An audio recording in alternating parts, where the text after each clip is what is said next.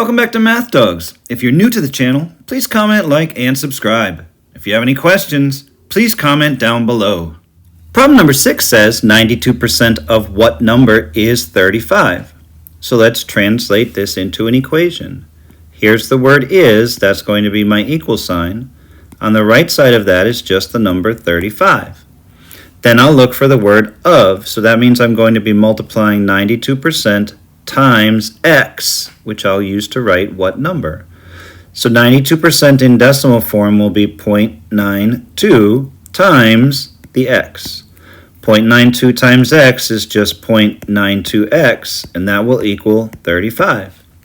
Now all I have to do is divide both sides by the coefficient, which is 0.92. 0.92 divided by 0.92 is 1x, and 35 divided by 0.92, if we round that off to 2 decimal places, is about 38.04. So 92% of 38.04 is 35.